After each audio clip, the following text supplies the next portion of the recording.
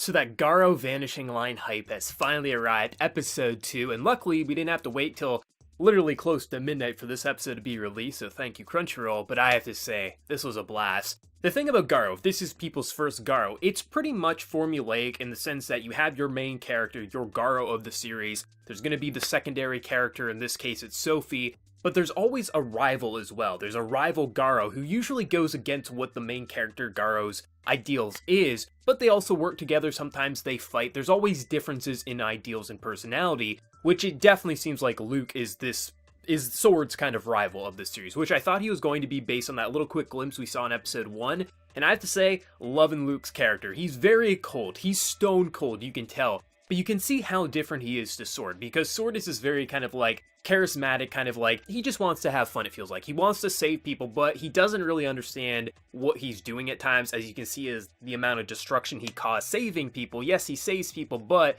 at the cost of not being careful, which then Luke has to come in and make people forget what happened because they saw a giant armored dude on a motorcycle fighting monsters. You kind of have to just stop the general public from seeing that.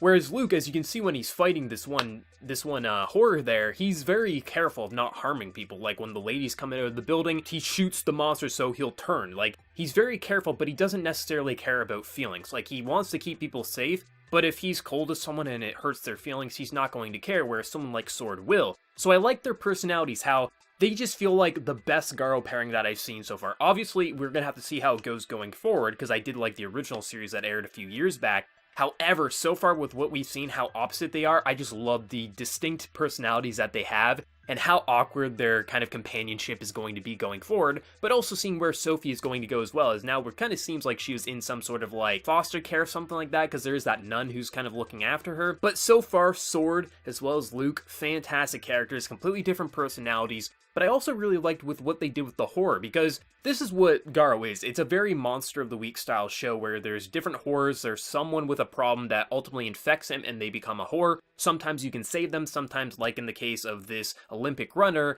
they have to die. And usually it can be a little stale, like you'll have a few weeks where you enjoy the horrors and then you feel like it's a little formulaic, and then they do some good character development that kind of refreshes it. But I really like the first, like, real horror that we've seen, because yes, we did have one last week, but I feel like this is what you're going to see going forward with Vanishing Line. You're going to see more of this. You're going to see Sword and Luke and Sophie. They're all going to have their own stories, but it's all going to relate to each week, usually a new horror, someone who is infected by their dark desires, which ultimately becomes a beast. And it's going to be interesting seeing how Sword's ideals are going to clash with Luke's, because Luke's is going to be, let's just kill the horrors, where I feel like Sword is going to be, let's try to save the horrors and put them back to where they are, but that causes the risk of possibly killing other people in the process, because if they mess up, the horror could get loose and harm other people. So that's going to be interesting to see how their ideals are going to differ going forward, but I have to say, another badass episode. The OST is just awesome, because my favorite genre of music is rock, and I feel like rock and metal is just, it's not the popular thing these days, it's that pop and electronic music. So I love how Garo is just this metal as hell music soundtrack here, and I loved it. I just feel like the beat matches so well, like when you're zooming in on Luke, taking a shot from the sniper, and you hear those amazing guitar riffs. So immersive, so enthralling. I just love this so much. I had a blast with episode 1, even more of a blast with episode 2. We're getting to see a bit more of the cast, and I can't wait to see where they're going to go with episode 3 next week.